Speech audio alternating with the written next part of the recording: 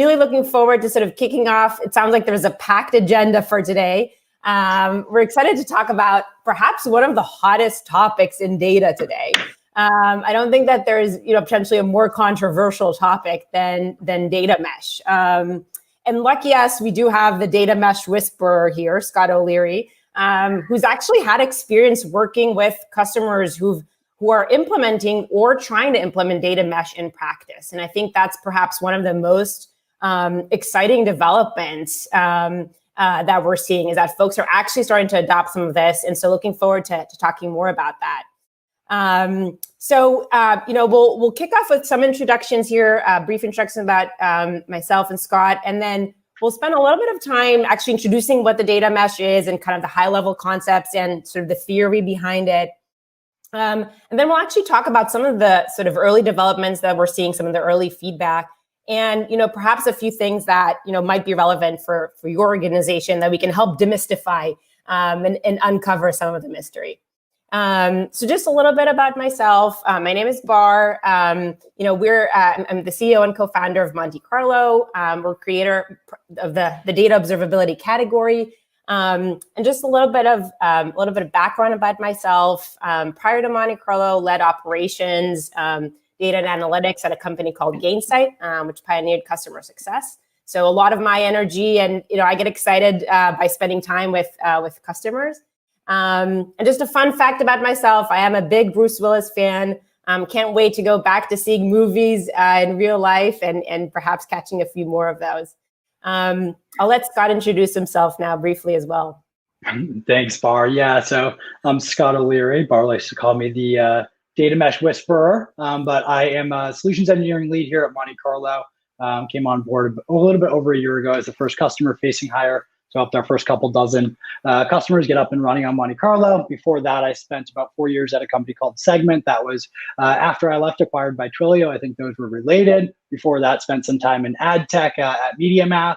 And my fun fact is that I actually have an Australian Shepherd. And yes, I know they don't actually come from Australia, but figured that was worth calling out for this presentation here. Thank you, Barr. That's a real data mesh whisperer right there. Awesome. So what is a data mesh? Oftentimes sort of the folks that we speak with sort of fall into three categories broadly. Folks either love the data mesh and just can't get enough of it, really drinking the Kool-Aid. The second category of folks, they just don't understand it and, are like, what is this? What does this even mean? And then the third category of folks are, people or practitioners who are actually building or working towards some of this. And don't even realize it, right? Some folks say, hey, I've been, building towards this my entire career. So we really sort of, see those three distinct groups. And if you fall into one of these groups or more, then you've come to the right talk. And, as mentioned before, we'd love for this to be interactive. So feel free to drop in questions if you have along the way. Would love to discuss.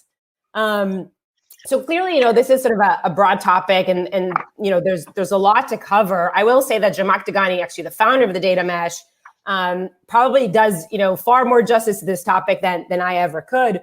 But I think there's a lot to the approach that we could learn from regardless. So I think in general, just sort of explaining kind of how we think about sort of the data mesh, this concept, really emerged as a result of some real bottlenecks and real pain that folks have seen in the field. So here are some of the problems that resulted in this. And I think it's important to start that, to understand what are we actually trying to solve for, right? Oftentimes there's this like big shiny, trend or something that's like really hot and we're trying to understand why. But peeling back the onion and understanding what's the problem that we're actually trying to solve can help us identify what needs to happen. So there's a few trends that we've seen. One is, obviously companies were just processing and storing way more data. And there were way more people in the organization that actually wanted access to that data. So in the past, there might have been just a small number of people who were working with data. Maybe the data was also really small and limited to, say, the number of customers you have, right? That seems to be a very sneaky piece of data that very few customers get a handle on. But that's just where we started, right? And on top of that, folks would start hoarding data and hoarding, even metadata today, which oftentimes caused a duplication of both the data itself and also duplication of efforts. And so as a result, oftentimes what you see in an organization is a situation where there's a centralized data team that's responsible for the data, and they're just a huge bottleneck for getting anything done.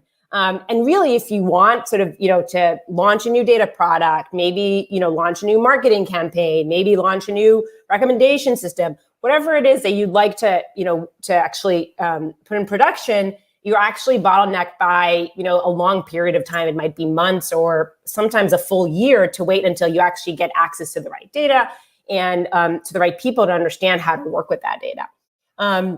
And so that sort of model has proven itself to oftentimes not work in a certain scale and certain organizations. So how do we actually both have, continue to collect and work with more data, continue to have more use cases for data, more teams in an organization want to use data, and also allow that in a way that we can move fast and we don't have to wait a very, very long time for that. And so for folks coming from, software engineering, the concept of data mesh oftentimes makes a lot of sense intuitively because it's really sort of a parallel to the move from monolith to microservice architecture, and the sort of move from a very decentralized system to a system that actually leverages both the best of both worlds. So both a centralized center of excellence, if you will, and then a distributed way to actually sort of manage the data and own the data at the team level. And so generally, there is basically the concept of having this universal data governance. What you see at the top here, sort of global governance and open standards, where you actually sort of ensure a cohesive language, if you will, across all teams.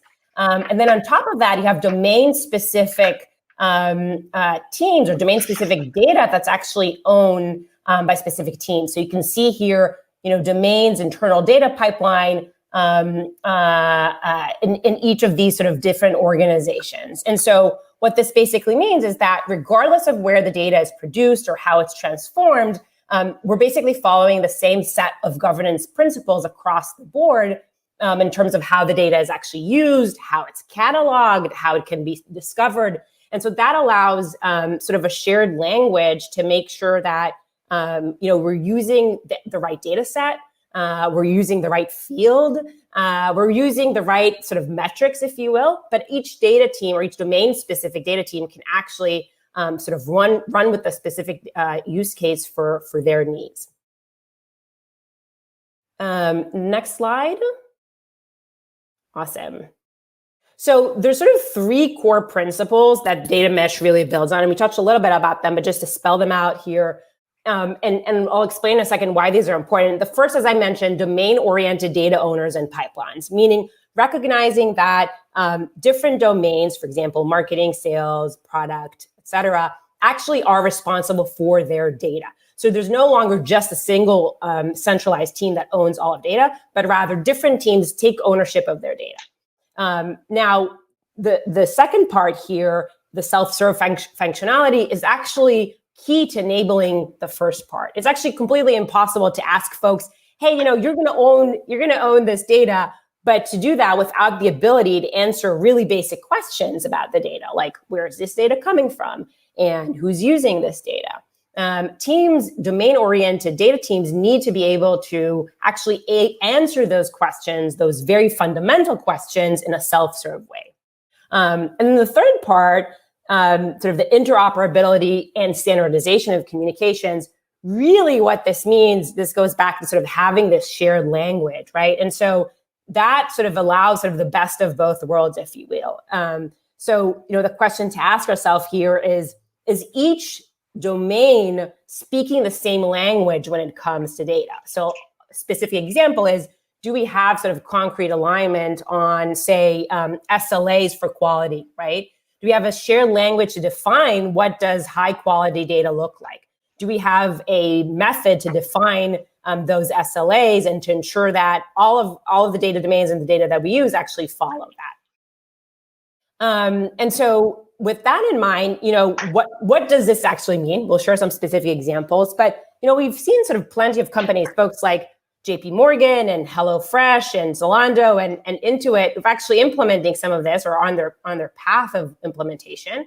And so some of the questions that we get is, what's common to all of the companies who actually implement this, and how do I know if this is right for my organization?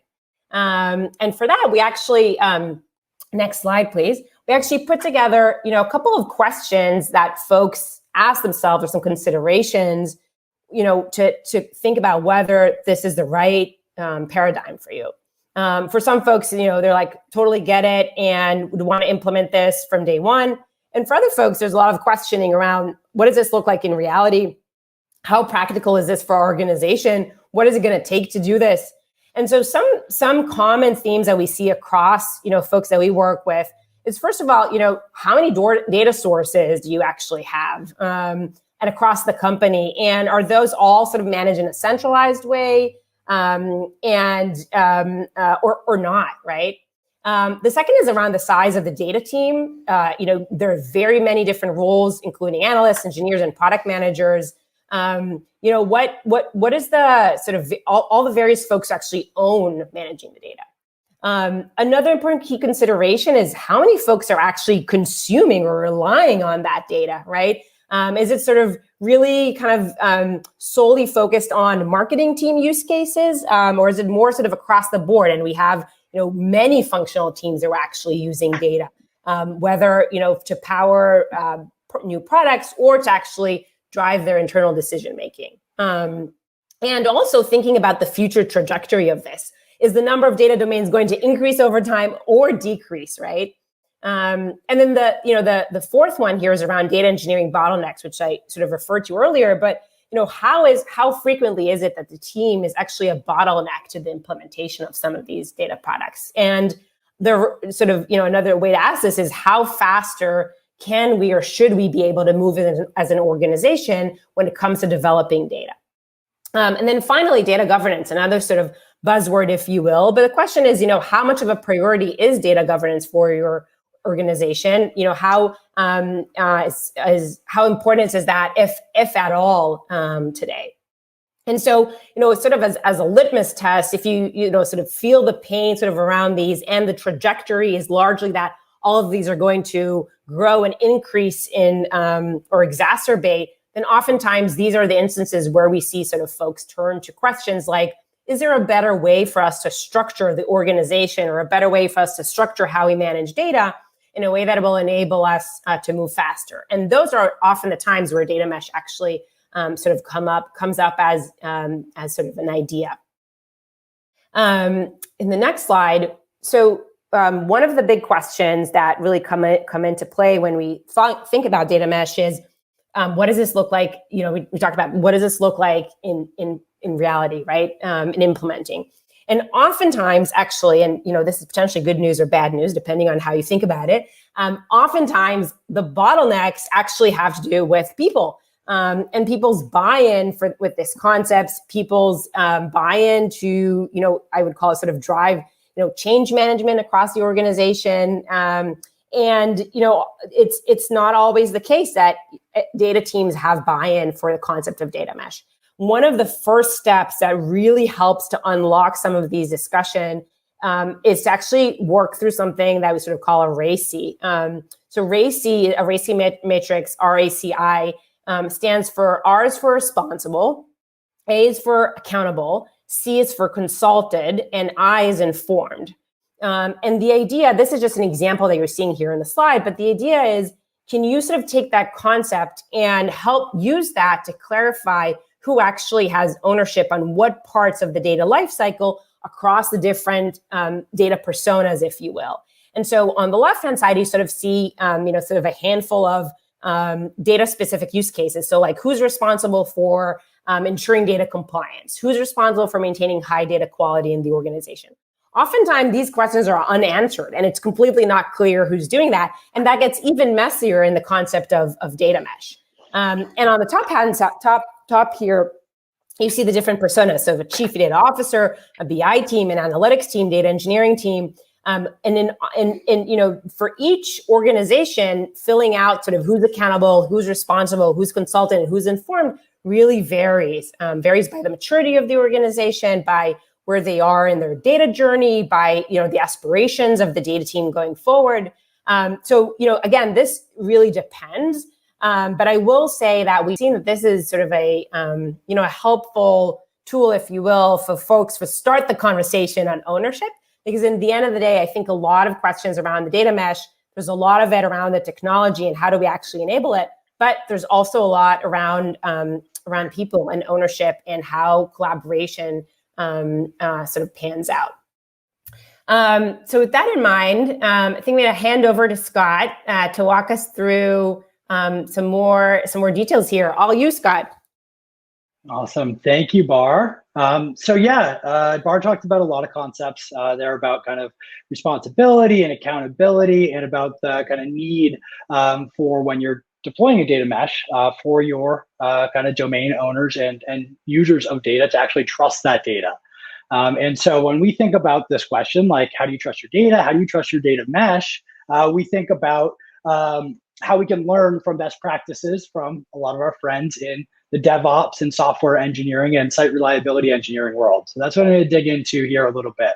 Before I do, I definitely want to give a shout out to any SREs or DevOps engineers or software engineers who play a large part in that, because we all have them to thank for making sure that when I load up Slack in the morning or at night when I open up Netflix on my smart TV, or with the exception of yesterday when I hit refresh on Facebook or go to send a WhatsApp, those things don't break. I'm very, very, very confident that each of those services is going to load, whether I'm on my computer here or on my phone or on somebody else's computer. They're just going to work. And if they don't work, it's going to be temporary. They'll be back up before you can say Great British Baking Show.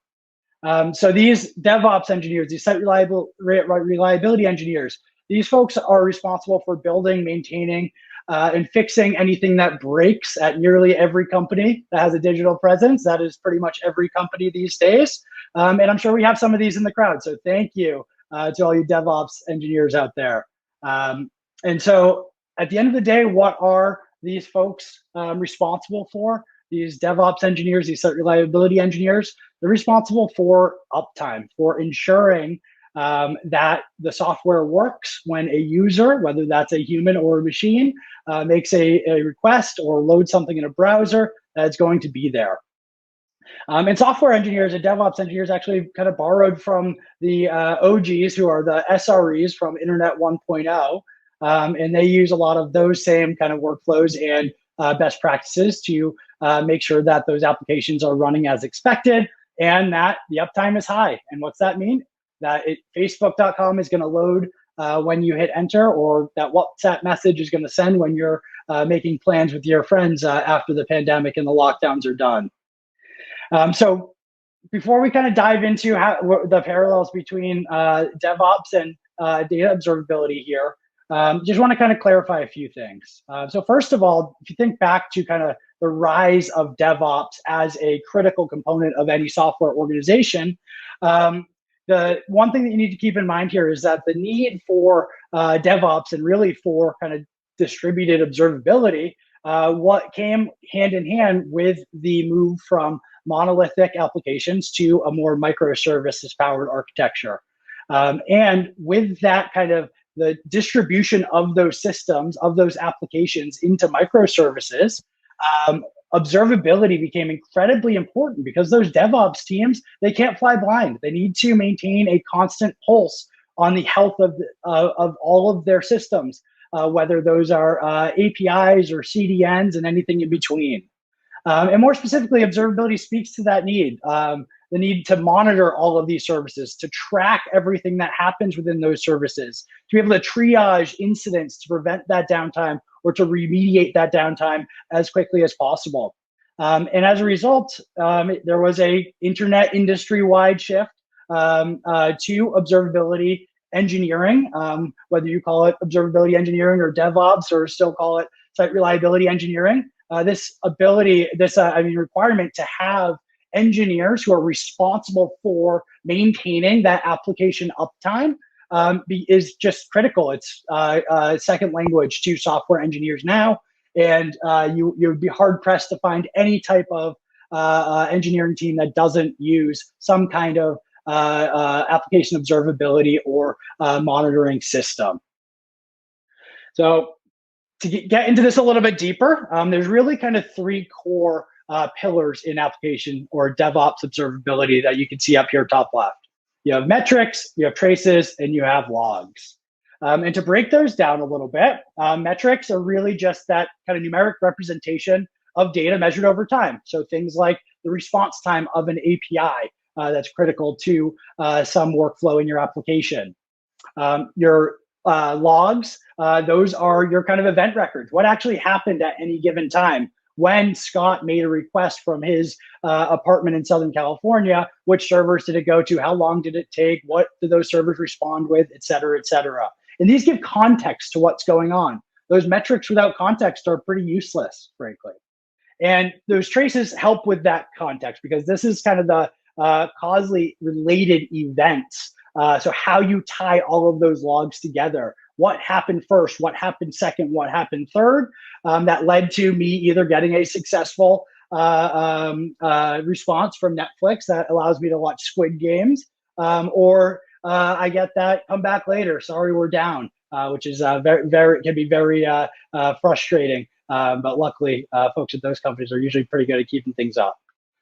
So with that in mind, we're excited to introduce you, if you haven't been already, into data observability and the 5 pillars that come with data observability. And I'll be kind of tying this back to what Barr was talking about when she was talking about kind of distributed ownership and the standards, data governance standards that are required to successfully deploy a data mesh, and a few other things along the way.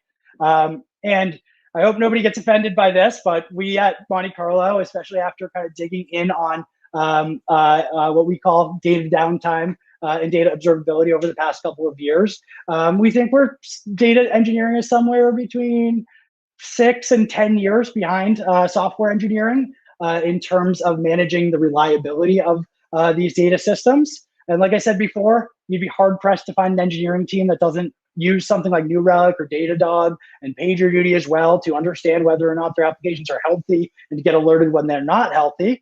But today, very few companies treat their data in the same way and have tooling and systems and processes in place to manage that data reliability. So we call this problem data downtime, and it's really similar as application downtime. Anytime when your data isn't available, it isn't healthy, it's not accurate, but at the end of the day, it's just when you can't trust your data. We're going to talk through kind of the requirement of needing to take a holistic automated approach to this in order to successfully roll out a data mesh. Because again, you as kind of the central data engineering team, in order to remove those bottlenecks, in order to move faster and enable your organization, you need to also kind of distribute the understanding of the health of those systems. So what is data observability? At the end of it, we define it as like an organization's ability to fully understand the health of data in their systems. So it's relatively simple. Is my data healthy or not? And if not, why isn't it healthy? And data observability helps eliminate data downtime by applying those same best practices that those DevOps engineers and SRE engineers have developed over the past 10, 15 years and applying those to data pipelines. And like DevOps, data observability uses an automated monitoring, alerting, and triaging those same best practices to help those teams identify issues, evaluate data quality at any point in time, discover issues, get proactively alerted to issues, et cetera, all to lead to enable them to deliver more reliable data and healthier pipelines to their business. And so our 5 pillars of data observability here, as you can see, start with data freshness, field level distribution, volume, schema, and lineage. And I'm going to dive into all of those right here. So the first concept here is data freshness. So this very kind of simply looks exactly what you're expecting it to be like. This just looks at the load patterns of each table in your environment, understanding when tables are being updated, whether that is rows being appended, rows being deleted, records being updated, et cetera. Understands those patterns and lets you know when something breaks or changes. So in this case, you have a table that gets updated once or twice a day, but about every 24 hours or so, there's a cluster of updates here. And in the middle, you can just see that there is a long period of time, a couple of days in this case, where this table wasn't updated at all. I'm sure all of you have had this scenario where one of your kind of business counterparts, maybe a BI analyst or a data scientist, came to you very concerned, saying, hey, I was building this report or this model, and I realized that this table that I depend on and use almost every day, it actually hasn't had any fresh data in the past couple of days, past couple of weeks. So I've seen scenarios where a table hasn't been updated in a couple of months where folks expected it to be. So just understanding that tables are being updated, pipelines are running when they're expected to run, is critical to understanding that first pillar, data freshness, helping you understand if the data that you're working with is timely and available. The second one here is distribution. So we're talking here about kind of field level distribution. Thinking about all of those different types of distribution metrics and statistics, things like null rates and zero rates, uniqueness, mean, standard deviation, percentile ranges for numeric fields, looking at even things like string length and amount of white space in your strings over time and things like that. And this is critical to understanding really whether or not the data itself is right, and whether or not those kind of upstream systems that are either generating, collecting, or otherwise kind of processing that data are doing their jobs properly. So just being able to understand in a very automated way whether or not a null rate or a uniqueness constraint has changed significantly with a new batch of data is critical to those downstream data consumers or those domain owners being able to actually trust the data. Volume gets to kind of the completeness of the data. Again, with each kind of update to a table, typically you're looking at some data being added, some data being removed, maybe you're just having records being updated in a more stateful table. But at the end of the day, you want to be able to know if hundreds or thousands or tens of thousands or millions of rows are, for example, deleted unexpectedly, or there's a ton more records than you expected being added at a given point of time. You only expected 100,000 net new rows, but you got 200,000 net new rows. So understanding kind of the growth of that table over time is critical to understand whether or not your data is complete and accurate. The fourth pillar here is schema. So really just kind of changing in how you're organizing your data, how you're processing your data, and really this helps you understand how a table or a pipeline has evolved over time and whether or not that evolution, that change in schema is going to break something, whether that be a dashboard or report or a query or a model that relies on it. So being able to understand in a very automated way whether columns were deleted, fields were added, field types were changed, or in the worst case scenario, if an important table is deleted altogether. We've seen that happen a few times and heard some horror stories from customers who have talked about accidentally deleting tables in their environment and totally breaking things and freaking out those downstream domain owners and end users of data.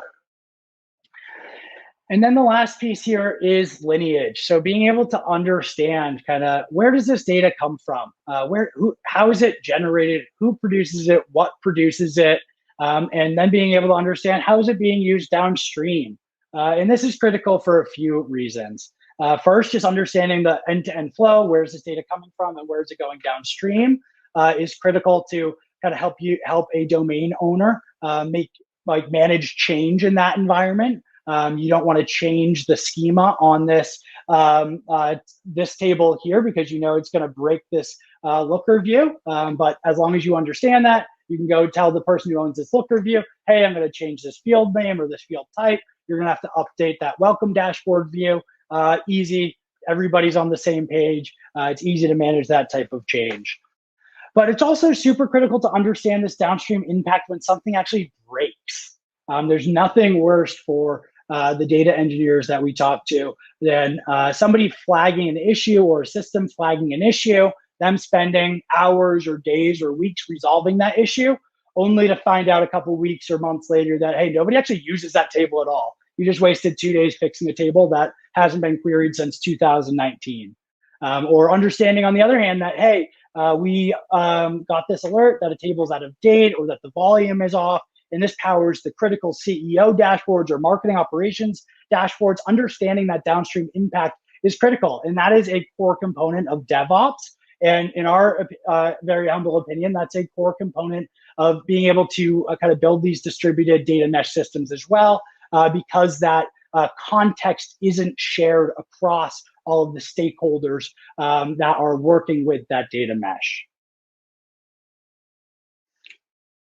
So we just went through those 5 pillars of data observability, and these are all kind of good and well to understand kind of how to manage or understand the health of the data. But I've made some, I've alluded to it a few times here, but how does this actually relate to rolling out a data mesh? What does this look like in practice? So we're going to get into that a little bit here now.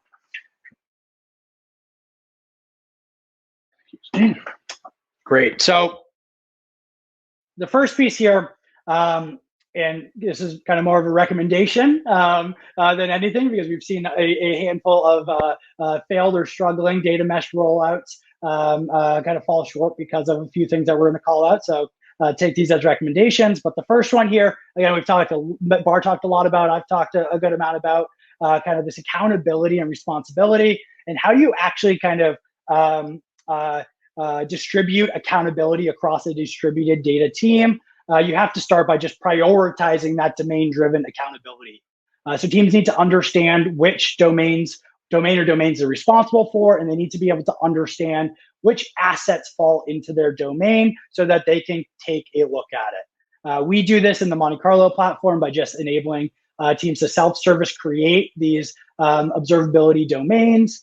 So being able to opt in different schemas, specific tables, specific data sets, and mix and match across all of those different schemas, data sets, et cetera, to help teams kind of organize their data mesh and really be able to understand what they're accountable for, and also be able to understand what other teams are accountable for, so you can make the right decisions kind of across the business and have everybody be on the same page. The second piece here is data mesh. At the end of the day, it needs to be self-service. Again, kind of the whole point of the Moxa data mesh rollout was to help teams avoid those bottlenecks that look something like this, where you had a central data team responsible for everything end to end, from platforms to data ingestion to modeling to last mile pipelines that power those visualizations and reports, and then a lot of times even building those visualizations and reports on behalf of the business consumers. But you're really, over time, as you kind of grow, your business gets more complex, your team gets more complex. Those central data teams are really just fielding all different requests, whether that's something to call out data quality, requesting a new report, changing how a metric is actually calculated in a specific model, things like that. And at the end of the day, this really just doesn't scale.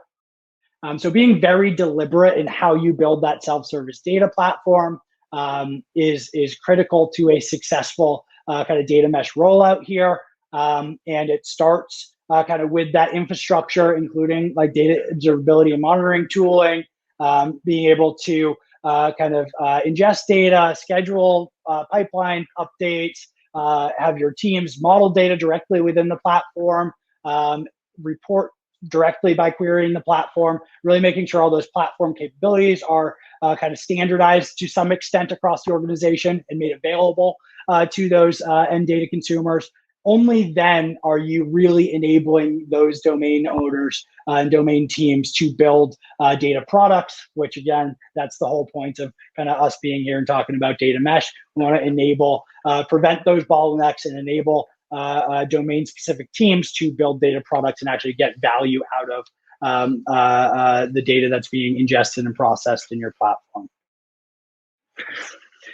And then the kind of third recommendation that we'll make here is to set data reliability SLAs. Again, this is borrowing straight from that DevOps playbook, making sure, and this is really kind of how you ensure accountability across those various distributed teams. You need to, I mean, for example, like Slack, they have the customer facing SLA of 99.99% uptime, no more than 10 hours of scheduled downtime, et cetera, et cetera. And if they fall short, they're held accountable.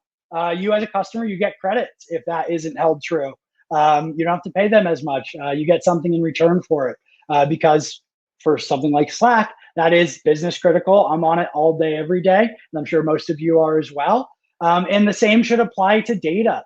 If you truly want your company to be data driven, your company, the business needs to be able to trust that data. The way to kind of facilitate that trust is to ensure that there's maximum transparency and accountability. And you can't ensure that transparency and accountability without implementing data reliability, SLAs, SLOs, and SLIs, so that everybody who's responsible for data, even if they're just responsible for a single dashboard or report, they need to be on the same page in regards to kind of the overall uptime of the system.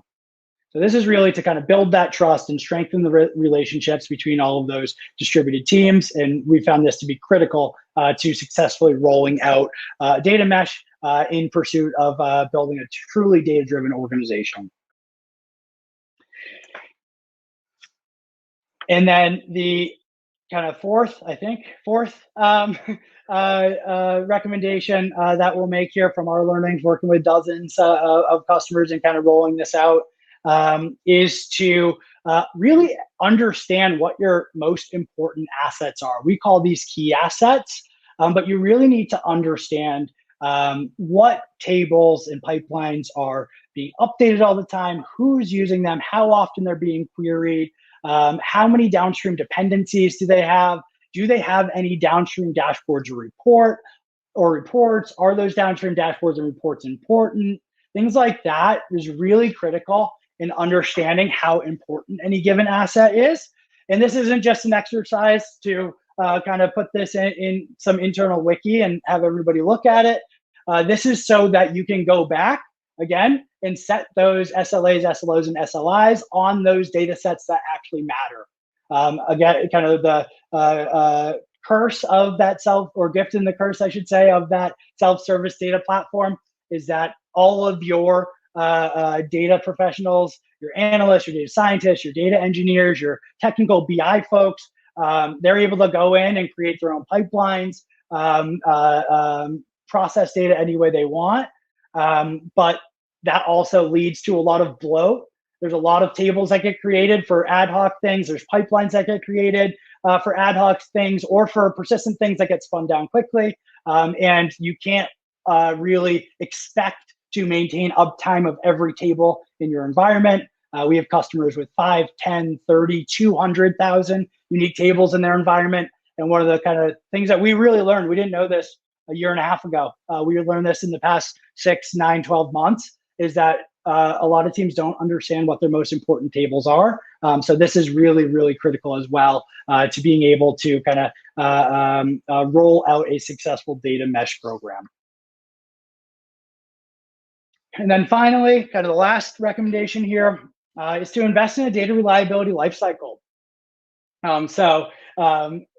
Anybody who worked in software engineering before they got into data specific still works in software engineering, worked in DevOps or site reliability engineering. You know that tools like PagerDuty and Datadog are your best friends, but those tools aren't the be-all, end-all. You need to have strong process around managing the life cycle of any issues or incidents that are detected by those great tools. And the same has to be true in our new data world. You need to be able to understand, define a data reliability lifecycle. You need to be able to communicate that data reliability lifecycle across all of the data mesh stakeholders, and you need to follow it. At the end of the day, if you're not kind of discovering those issues, if you're not resolving those issues in a timely manner, and really this bottom piece is really, really important as well. You don't just want to understand where there are issues and resolve them. You want to prevent them from happening in the first place.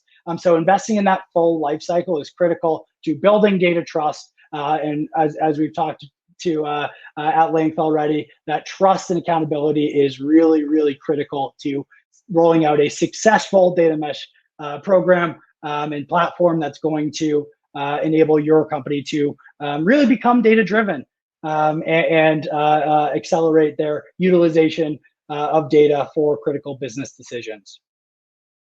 And as you can tell, I'm very passionate about this. We'll be taking questions in just a minute here after I wrap up with this last slide. I want to just give a quick shout out, a very self-serving shout out to our Data Observability Summit, the first Data Observability Summit ever, happening in a few weeks. It's free, it's half day, it's virtual, and we'd love for all you to attend. And if you can't, we're more than happy to pass along those videos and recordings as well. Zamak will be talking there. Moglia, the former CEO of Snowflake, will be talking. DJ Patel, who is the first chief data scientist of the US, is speaking, as well as a handful of other really forward-looking, cutting-edge professionals who have kind of been there, done that. And we'll have a bunch of raffles and fun stuff like that. So really encourage you to join. But with that, thanks everybody for your time.